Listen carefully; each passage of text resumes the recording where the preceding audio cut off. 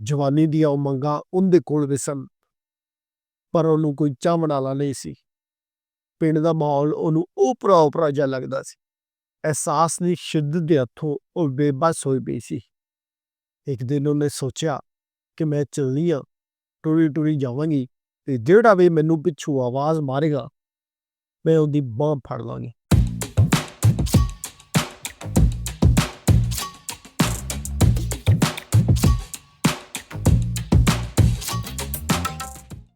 अस्सलाम वालेकुम, मैं जवेद इकबाल ते तुहाडे वास्ते लैके आया मैं एक पंजाबी ज़बान दे विच एक कहानी। ये नफसियाती जी कहानी है, इनू लाजमी सुनो। ये सुन के तुहानू एहसास होएगा। दूरी एक पिंड दी कुड़ी सी, ओह अजे बालड़ी सी जदों ओहदा मां प्यो टुर गया। दूरी 8 जमातां पढ़ के स्कूल विच उस्तानी लग गई। एक उहदा निक्का जिहा भरा भी सी। पिंड दे विच ओह नूरी पढ़ी हुई वेखते या उस्तानी लगी ओहनू ये वेखते पिंड दी कुड़ियां ते मुंडे ने क्योंकि पढ़ी लिखी सी, इस वास्ते उन्होंने आखते सन बाऊ। ते उदों बाऊ दा लफ्ज़ यूज़ करते सन पिंडां दे विच। जिहड़ा शहरों जांदा सी बंदा उन्होंने बाऊ आखते सन या पढ़े लिखे नूं आखते सन बाऊ। हुण ओह हयाती दे उस मोड़ उत्ते पहुंच चुकी सी जिथे उन्होंने इकलापे दा एहसास हुंदा सी। उन्होंने कोई बाऊ आखदा ओह शर्मा जांदी, उन्हें दिल दी धड़कन तेज़ हो जाती। कदी कदी कल्लियां बैठी ओह रो पैंदी। वो अपने दिल दी गल्लां किसे नाल नहीं कर सकती सी। कदी कदी वो पिंड दी कुड़ियां दे कोल जाके बहंदी, वो कुड़ियां उन्होंने कुर्सी दे देंदियां, कुर्सी ते बहण वास्ते जगह देंदियां। छेमो आखदी कि बाऊ असीं तेरे नाल नहीं बह सकदे, तू पढ़ी लिखी है, साडे तो सियाणी है, असीं तेरे बराबर ते नहीं बह सकदे। तो इस वास्ते शर्म हया विच उहदे नाल दुख दर्द नहीं कर सकदे सन, उहदा हया करदे सन।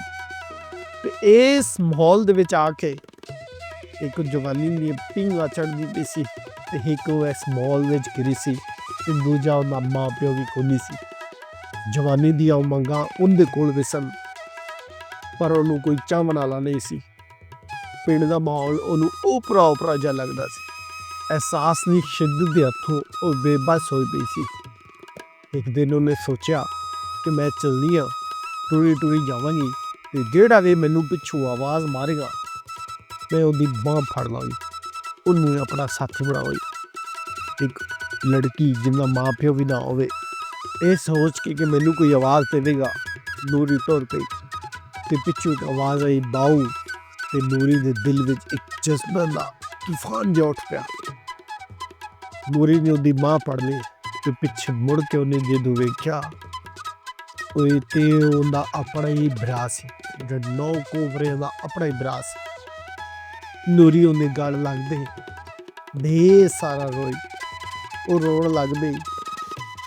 भरा भी इस गल ते हैरान होया कि मेरी बहन इन्ना क्यों रोंदी पई है, पर वो भरा नहीं समझ सकिया कि नूरी क्यों रोंदी पई।